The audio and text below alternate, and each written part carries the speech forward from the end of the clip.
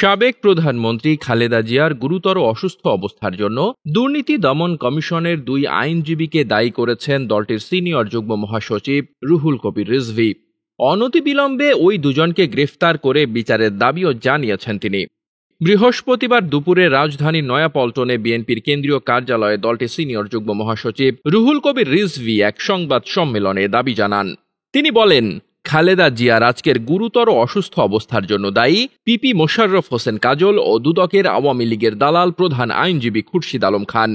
এই সাবেক ছাত্রলীগের ক্যাডার ফ্যাসিস্ট হাসিনার নির্দেশে সম্পূর্ণ মিথ্যা মামলায় দোষী সাব্যস্ত করে দেশনেত্রীকে বছরের পর বছর কারাগারের স্যাঁতসেঁতে অন্ধকার প্রকোষ্ঠে বিনা চিকিৎসায় আবদ্ধ রেখেছিলেন। রিজভী বলেন, 1-11-এর ধারাবাহিক এক্সটেনশন অবৈধ আওয়ামী লীগ সরকারের গত 16 বছরে শেখ হাসিনার নির্দেশনা মতো খালেদা জিয়া, তারেক রহমান ও বিএনপি নেতাদের নামে বহু কাল্পনিক মামলা আবিষ্কার করে তাতে গণভবনের রায় পাঠ করে সাজা দেওয়া হয়েছে। কাজল এবং খুরশিদরা বেগম খালেদা জিয়াকে ক্যাঙ্গারু আদালতে প্রকাশ্যে অপমানজনক কথা বলতো, হুমকি দিত, দেশনায়ক তারেক রহমান সম্পর্কে কটূক্তি করেছে। রিজভী অভিযোগ করে বলেন, কাজল, খুরশিদ দুর্বৃত্ত চক্র তারেক রহমানকেও মিথ্যা মামলায় মিথ্যা তথ্য দিয়ে ফরমায়েশি সাজা দিয়েছে। এই দুর্বৃত্ত চক্র বিএনপি সহ বিরোধী দল মতের বহু মানুষের জীবন তছনছ করে দিয়েছে। দুদকের মতো একটি রাষ্ট্রীয় প্রতিষ্ঠানে হাসিনা, কাজল, খুরশিদ গঙের মতো ছাত্রলীগের ক্যাডার দিয়ে সম্পূর্ণভাবে লীগের প্রতিষ্ঠানে পরিণত করেছিলেন। মোশাররফ হোসেন কাজল ছিলেন 1975 সাল থেকে 1981 সাল পর্যন্ত মিরপুর থানা ছাত্রলীগের সাধারণ সম্পাদক।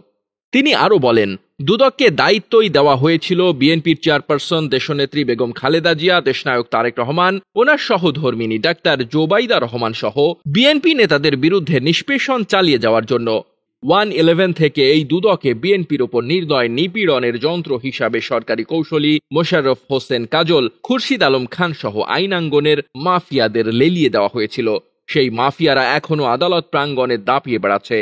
স্বাধীনতা, সার্বভৌমত্ব, বহুদলীয় গণতন্ত্র, উন্নয়ন সমৃদ্ধির ধারক ও বাহক জিয়া পরিবারকে কারারুদ্ধ করা, হেয় প্রতিপন্ন ও বিতর্কিত করার অপচেষ্টায় বেগম খালেদা জিয়া, তারেক রহমান, ডাক্তার জোবাইদা রহমানের বিরুদ্ধে ষড়যন্ত্রমূলক মিথ্যা মামলায় প্রতিহিংসামূলক ফরমায়েশি সাজার কারিগর দুদকের এই কাজল, খুরশিদ গং।